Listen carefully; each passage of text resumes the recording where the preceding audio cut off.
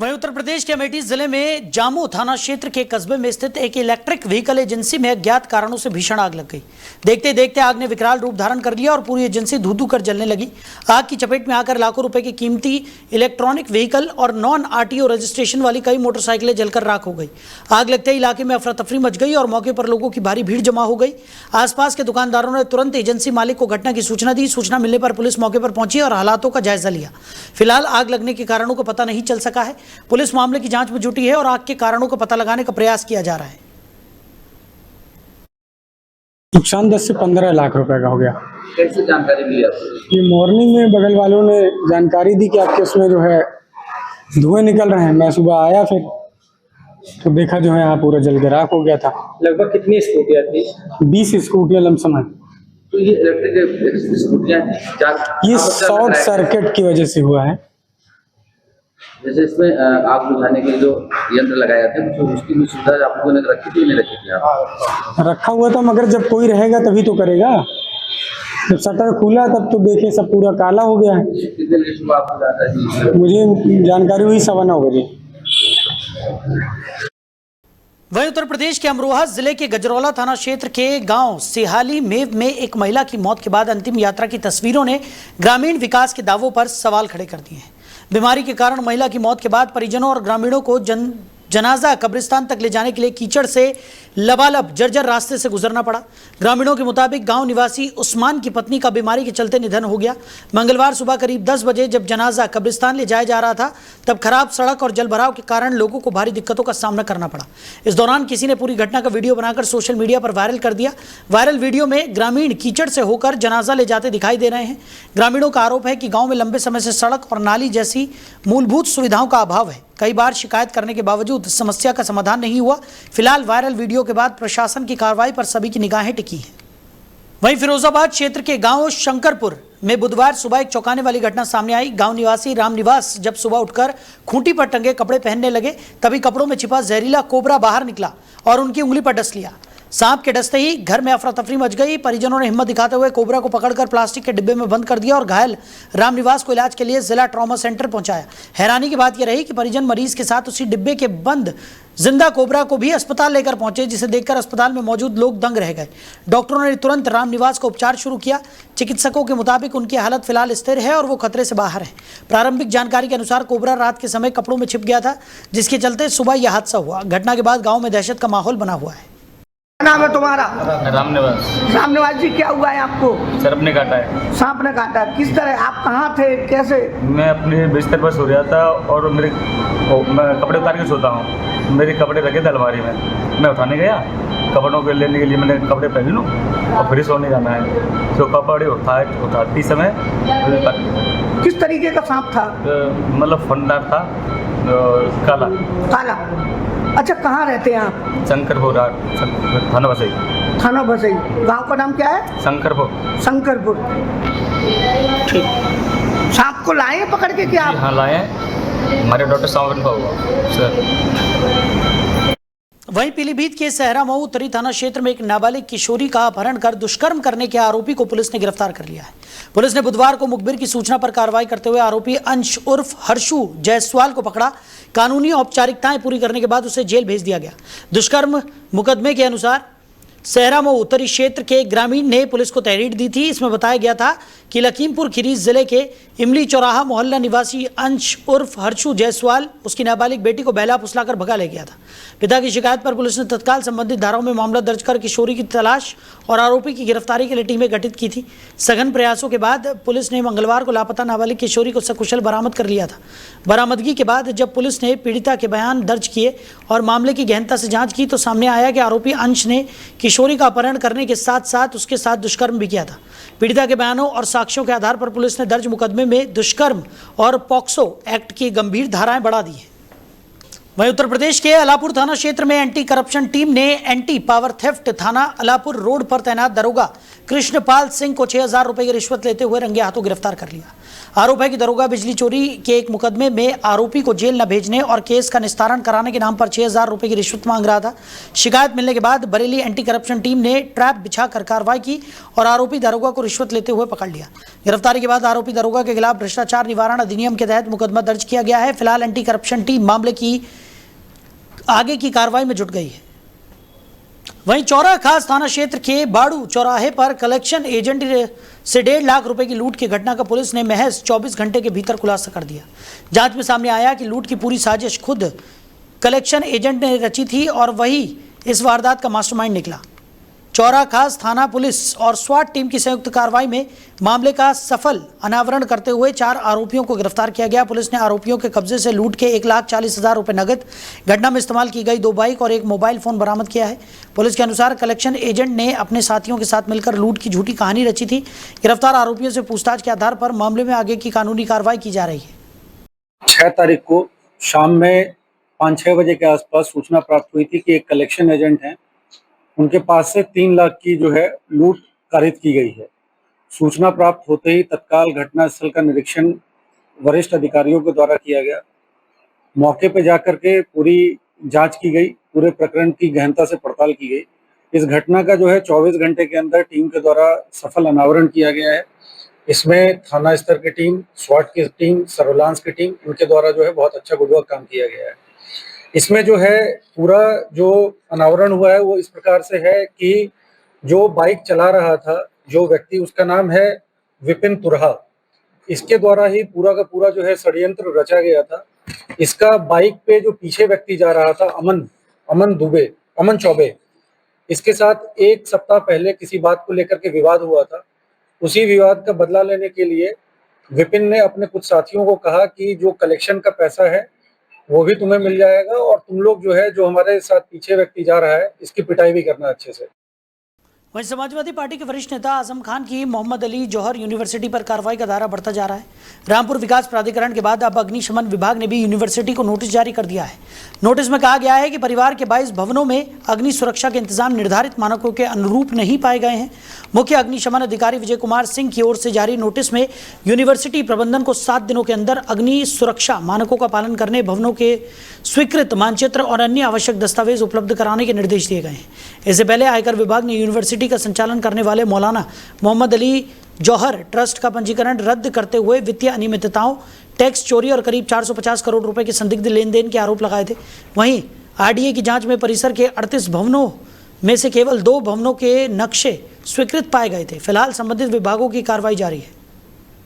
वहीं सदर तहसील क्षेत्र के नरोना गांव में नगर निगम सीमा के करोड़ों रुपए मूल्य की सरकारी जमीन पर कथित अवैध कब्जे को लेकर बड़ा विवाद सामने आया है। खसरा संख्या 587 से जुड़े 587 से जुड़े मामले में मुख्यमंत्री पोर्टल पर की गई शिकायतों के बाद राजस्व विभाग की अलग अलग रिपोर्टों ने कई सवाल खड़े कर दिए हैं। बताया जा रहा है कि 2 लेखपालों ने इस जमीन का सीमांकन कराए जाने की आवश्यकता बताई, जबकि तीसरी रिपोर्ट में से सरकारी भूमि मानने से इनकार कर दिया गया। लेखपाल डाली शुक्ला की रिपोर्ट पर सवाल उठ रहे हैं। वहीं लेखपाल मनीष कुमार ने अपनी रिपोर्ट में संबंधित भूमि पर नजूल कार्यालय होने का उल्लेख किया है, जबकि लेखपाल ब्रजेश सिंह ने भी संयुक्त पैमाइश की जरूरत बताई है। एक ही मामले में 3 अलग अलग रिपोर्ट आने से राजस्व विभाग की कार्यप्रणाली पर सवाल उठ रहे हैं। तो स्थानीय लोगों ने सीमांकन कराकर पूरे मामले की निष्पक्ष जांच कराने, सरकारी जमीन को अतिक्रमण से मुक्त कराने और अगर अवैध कब्जा पाया जाता है तो संबंधित लोगों के खिलाफ सख्त कार्रवाई की मांग की है। फिलहाल इन आरोपों की आधिकारिक पुष्टि या अंतिम जांच रिपोर्ट सामने आना बाकी है। वहीं पीलीभीत के पूरनपुर तहसील क्षेत्र के बख्तापुर शिवपुरिया गांव में आकाशीय बिजली गिरने से दर्दनाक हादसा हो गया। धान की रोपाई कर रहे किसान अचानक शुरू हुई बारिश से बचने के लिए खेत से निकलकर पेड़ के नीचे चले गए। तभी अचानक वज्रपात हो गया और आकाशीय बिजली की चपेट में आने से 2 किसान गंभीर रूप से घायल हो गए। घायलों को इलाज के लिए अस्पताल ले जाया गया, जहां उपचार के दौरान एक किसान की मौत हो गई। वहीं दूसरे किसान की हालत गंभीर होने पर उसे जिला अस्पताल रेफर कर दिया गया। घटना की सूचना मिलते ही बीजेपी विधायक बाबूराम पासवान मौके पर पहुंचे और पीड़ित परिवार को हर संभव मदद का आश्वासन दिया। विधायक ने अस्पताल पहुंचकर स्वास्थ्य कर्मियों और अधिकारियों को घायल किसान का बेहतर उपचार कराने के निर्देश दिए। पुलिस ने मृतक किसान के शव को कब्जे में लेकर पोस्टमार्टम के लिए भेज दिया है। दोनों की कंडीशन काफ़ी ख़राब थी। उनके हार्ट्स जो हैं काफ़ी बुरी तरह अफेक्ट हो गए थे। हम लोगों ने CPR दिया था, लेकिन वो लोग ठीक नहीं हो सके। उन्हें रेफ़र करने के दौरान गंगाराम जी की मौत हो गई और दयादीन जी को हम लोगों ने हायर सेकेंडरी के लिए रेफर किया। सब लोग खेत पर काम कर रहे थे, तभी हमारे पिताजी भी थे, चाचा भी थे गाँव स्थित। तो पानी बरसने लगा, ये लोग पेड़ के नीचे बैठ गए, आकाशीय बिजली गिरी तो हमारे पिताजी गंगाराम खत्म हो गए और चाचा का इलाज चल रहा है, पीली के। वहीं बरेली नगर निगम के वार्ड नंबर 60 में पार्षद के खिलाफ स्थानीय लोगों ने मोर्चा खोल दिया है। बड़ी संख्या में लोग नगर निगम पहुंचे और मेयर से मुलाकात कर अपनी समस्याओं को लेकर शिकायत दर्ज कराई। स्थानीय लोगों ने वार्ड में कई समस्याओं को लेकर नाराजगी जताई और कार्रवाई की मांग की। वहीं डेली 24 भारत की टीम ने जब वार्ड 60 के पार्षद रूप किशोर से इस मामले पर बातचीत की तो उन्होंने सभी आरोपों को खारिज कर दिया। पार्षद रूप किशोर का कहना है कि उन्होंने वार्ड में अतिक्रमण हटाने की कार्रवाई कराई है, जिससे नाराज कुछ लोग उनके खिलाफ शिकायत कर रहे हैं। फिलहाल मामले में दोनों पक्षों के अपने अपने दावे हैं। अब जांच के बाद ही साफ हो पाएगा कि शिकायतों के पीछे वास्तविक जन समस्या है या फिर अतिक्रमण हटाने की कार्रवाई से जुड़ा विरोध। नमस्कार साथियों, मैं इस टाइम नगर निगम में हूं और नगर निगम में वार्ड 60 से बहुत अधिक संख्या में पुरुष और महिलाएं आई हुई हैं एक समस्या लेकर, और समस्या बड़ी है। इन्होंने हमें फोन करके बुलाया, तो क्या समस्या है, क्या है? हमारी समस्या ये है कि ये कुर्सी पे बैठने लायक नहीं है। कौन बैठने लायक नहीं है? रूप किशोर बैठने लायक नहीं है। रूप किशोर कौन है? औरतें इतनी तंग आ गई है, पर्दा डाल डाल के तोड़ लिया, पर्दा डाल डाल के नहा रही है, निकलने बैठने वाले टिल्लू पम दो सफा करवा एक करके हम लोग बात करेंगे तो समझ में आएगा। सफा करवा। आप बताइए क्या समस्या है? समस्या क्या है? हर समय मैला भरा रहता है, गंदा भरा रहता है, और केवल मैला केवल नाली साफ नहीं होती है। पूजा पाठ करने जा रहे हैं, पानी में से गंदे पानी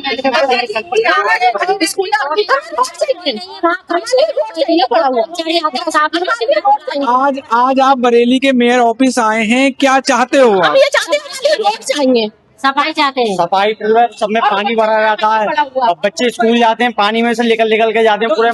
सभासद से एक ही देखिए, एक एक करके बोलिएगा। सभासद से आपने अपनी समस्या बताई आज तक? एक मिनट, आप बताइए आंटी, सभासद से समस्या बताइए आप। बताइए सब। लड़ाई तक हो गई। क्या हो गया? इनसे कल लड़ाई भी हुई है उस पर। इन्हीं लोगों की सबकी 2 मिनट में मिट्टी मिल जाओगे तुम लोग, और तुम्हारा काम नहीं कराऊंगा जो करने ले वो कर ले। तो आज आप लोग कोई एप्लीकेशन सब लेके आए? वीडियो भी है, एप्लीकेशन भी है, सब हमारी रोड चाहिए। हम किसी बात से परेशान नहीं, सिर्फ रात में कह रहे थे उससे कुछ भी कर मिले कर लेना, अपना चौतर उतना है जो बैठते हो वो तुरवा देना। ये वार्ड 60 के पब्लिक आई हुई है जो बहुत परेशान है अपने पार्षद से। हम अभी पार्षद से भी बात करेंगे, और अभी मेयर साहब ऑफिस में बैठे नहीं है, मेयर साहब से बैठ के अपनी समस्या बताएंगे। जुड़े रहिएगा मुझसे। मैं डेली 24 भारत से विनोद जोशी। वहीं बारिश ने एक बार फिर परिवहन विभाग की तैयारियों की पोल खोलकर रख दी है। टनकपुर से पीलीभीत आ रही उत्तर प्रदेश रोडवेज की एक बस बीच रास्ते में अचानक खराब होकर बंद हो गई। घटना नकटा दाना चौराहे के पास की बताई जा रही है। बस बंद होने के बाद चालक और परिचालक काफ़ी कोशिश करते रहे, लेकिन जब बस स्टार्ट नहीं हुई तो उसमें सवार यात्रियों को ही नीचे उतरकर बस में धक्का लगाना पड़ा।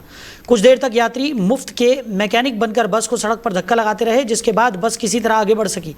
इस पूरी घटना का वीडियो मौके पर मौजूद लोगों ने अपने मोबाइल में कैद कर लिया, जो अब सोशल मीडिया पर तेजी से वायरल हो रहा है। वीडियो सामने आने के बाद परिवहन विभाग की व्यवस्था और बसों के रखरखाव पर सवाल उठने लगे हैं।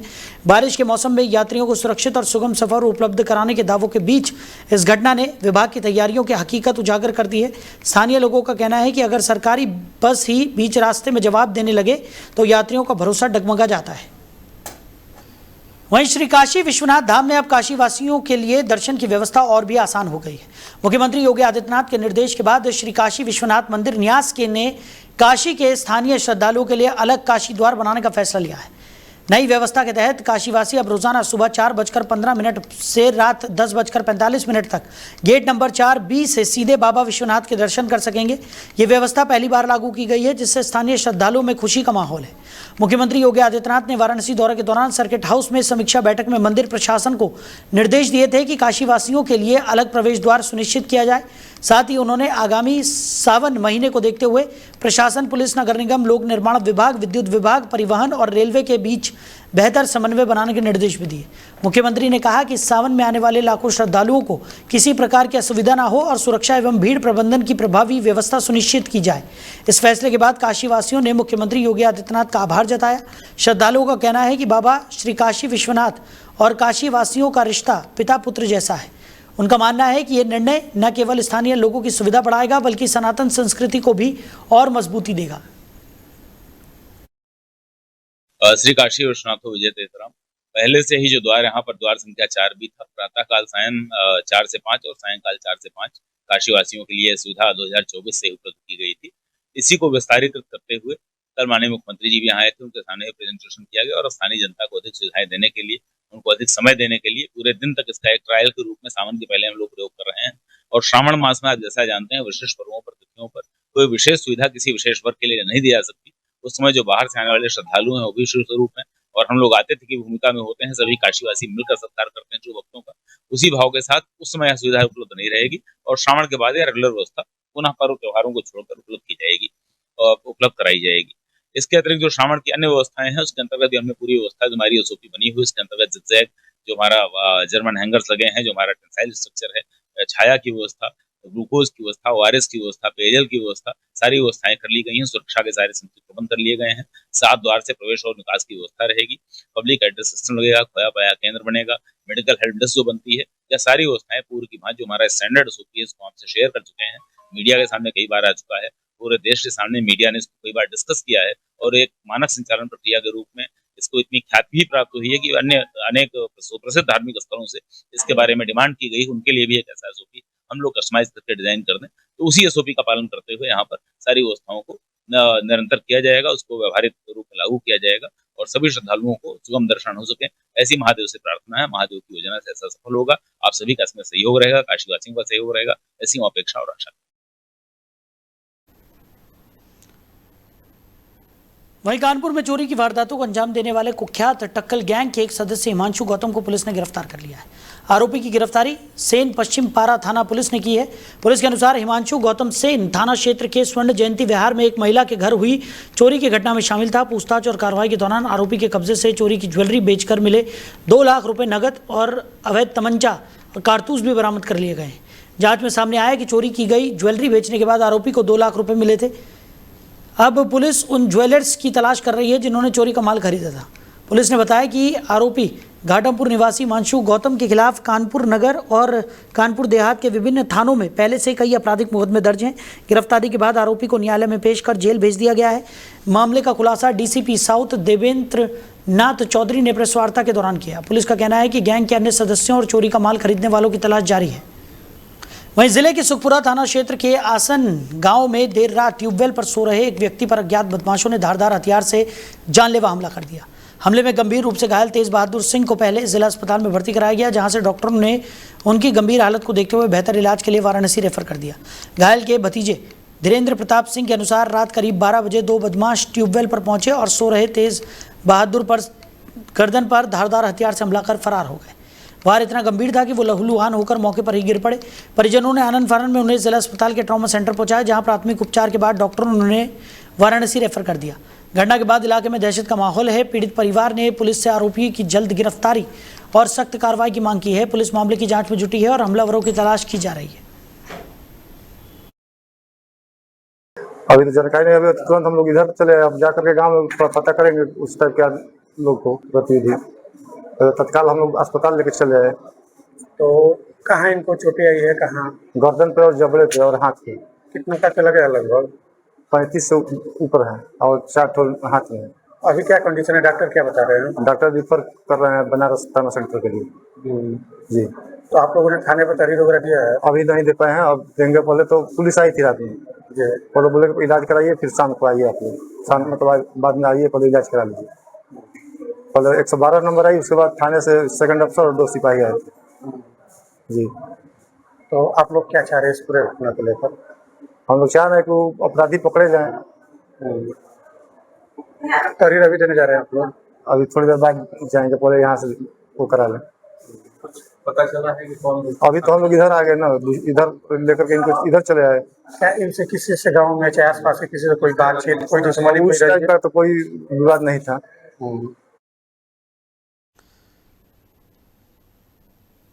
वहीं नौगांवा सादात थाना क्षेत्र के गांव बिलना में एक चिकन शॉप में घुसकर दबंगों ने जमकर मारपीट और तोड़फोड़ की। आरोप है कि इस दौरान आरोपियों ने दुकान संचालक पर चाकू से हमला करने का भी प्रयास किया, लेकिन मौके पर मौजूद लोगों की सूझबूझ से उसकी जान बच गई। घटना के दौरान दुकान में जमकर हंगामा हुआ और सामान भी क्षतिग्रस्त कर दिया गया। पूरी वारदात दुकान में लगे सीसीटीवी कैमरे में कैद हो गई, जिसका वीडियो अब सोशल मीडिया पर तेजी से वायरल हो रहा है।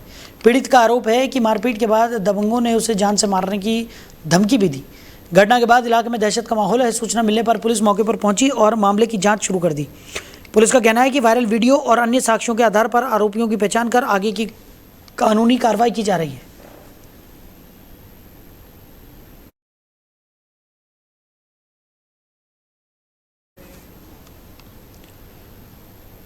वहीं मध्य प्रदेश में वक्फ संशोधन कानून लागू किए जाने के बाद उत्तर प्रदेश सरकार के अल्पसंख्यक कल्याण मंत्री दानिश आजाद अंसारी ने बड़ा बयान दिया है।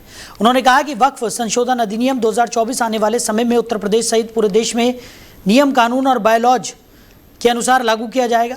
बलिया दौरे पर मंत्री दानिश आजाद अंसारी ने कहा कि केंद्र की मोदी सरकार वक्फ संपत्तियों के बेहतर रखरखाव और पारदर्शी प्रबंधन के उद्देश्य से ये कानून लेकर आई है।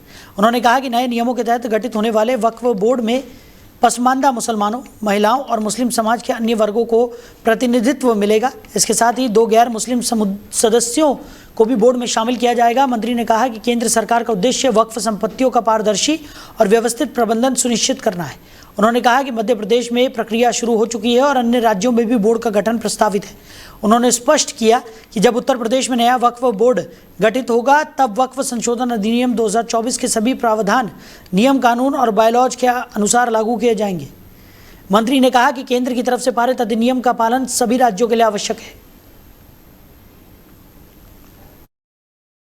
कि मोदी सरकार वक्फ संशोधन अधिनियम लेके आई, जिसके पीछे का मकसद ये था कि वक्फ की संपत्तियों पे तो उसका बेहतर रखरखाव हो और उसका बेहतर मैनेजमेंट हो। इसके लिए कई सारे सकारात्मक संशोधन भी किए गए वक्फ संशोधन अधिनियम 2024 के माध्यम से, जिसके तहत नए जो वक्फ की जो टीम बनेगी, जो वक्फ बोर्ड का गठन होगा, उसमें पिछड़े पासमानदा जो मुसलमान है उनका रिप्रेजेंटेशन होगा, जो महिलाएं हैं उनका रिप्रेजेंटेशन होना चाहिए, हमारे जो तमाम और भी मुस्लिम समाज के अलग अलग वर्ग है उनका रिप्रेजेंटेशन होना चाहिए, हमारे 2 ऐसे सदस्य का भी नॉमिनेशन उसमें होना है जो नॉन मुस्लिम है। तो जो अमेंडमेंट लेके आए, जो प्रावधान केंद्र सरकार लेके आया, तो उस प्रावधान के अनुसार मध्य प्रदेश में या तमाम जगह प्रस्तावित है बोर्ड का गठन होना और यकीनी तौर पर पारदर्शी व्यवस्था हो। वहीं जनपद के गजरौला थाना क्षेत्र में अज्ञात चोरों ने एक मोबाइल शॉप का ताला तोड़कर लाखों रुपए की चोरी की वारदात को अंजाम दिया। पूरी घटना दुकान में लगे सीसीटीवी कैमरे में कैद हो गई, जिसके आधार पर पुलिस आरोपियों की तलाश में जुट गई है। दुकान संचालक के अनुसार चोर दुकान में घुसे और करीब आधा दर्जन आईफोन 17 समेत कई महंगे मोबाइल फोन और लगभग 55,000 रुपए की नकदी चोरी कर ले गए। सुबह जब दुकान मालिक मौके पर पहुंचे तो ताला टूटा मिला और दुकान का सामान बिखरा पड़ा था। घटना की सूचना मिलते ही पुलिस मौके पर पहुंची और घटनास्थल का निरीक्षण कर साक्ष्य जुटाए। पुलिस सीसीटीवी फुटेज और अन्य तकनीकी साक्ष्यों के आधार पर संदिग्धों की पहचान करने में जुटी हुई है। सुबह जो है दुकान भतीजे का फोन आया था कि जो है भैया दुकान की शटर टूटा पड़ा है, शीशा टूटा पड़ा बाहर। तब मैं एकदम जो है दुकान पर आया, देखा तो अंदर शटर टूटा पड़ा था और शीशा टूटा पड़ा था बाहर। फिर मैंने सुबह को फोन करा, सुबह वाले नंबर वाले आए, फिर जो है 10 को थाने में फोन करा। क्या क्या सामान चोरी हुआ दुकान से? अंदर जाके देखा तो जो है एक 17 प्रो फोन है और एक जो 12 प्रो है और एक वीवो का है 52 प्रो। अच्छा, लगभग कितने रुपए कीमत के फोन थे? कीमत मेरे ख्याल से मानो लगभग 2.5 लाख रुपए 2.5 लाख रुपए की कीमत थी। अच्छा, पुलिस को तहरीर दे दी? हाँ, तहरीर दे दी पुलिस को। क्या आपकी दुकान सीसीटीवी लगे हुए हैं? तो चोर में आ गया क्या? तो कुछ नजर आ रहा है कहाँ का? नहीं, अभी कुछ पता नहीं है। वहीं जिला प्रशासन ने समाजवादी पार्टी के राष्ट्रीय सचिव एवं मोहाली के पूर्व विधायक अनूप गुप्ता के आवास पर नोटिस छपवाकर बड़ी प्रशासनिक कार्रवाई की है। यह नोटिस शहर कोतवाली क्षेत्र के शिवपुरी मोहल्ले स्थित उनके मकान से संबंधित है। प्रशासन के अनुसार मकान में अवैध निर्माण की शिकायतों के आधार पर नोटिस जारी किया गया है। नोटिस में पूर्व विधायक को 15 दिनों के अंदर अपना पक्ष रखने और संबंधित अभिलेख प्रस्तुत करने के निर्देश दिए गए हैं। प्रशासन ने स्पष्ट किया है कि अगर निर्धारित समय सीमा के भीतर संतोषजनक जवाब या आवश्यक दस्तावेज उपलब्ध नहीं कराए जाते तो नियमानुसार आगे की वैधानिक कार्रवाई की जाएगी।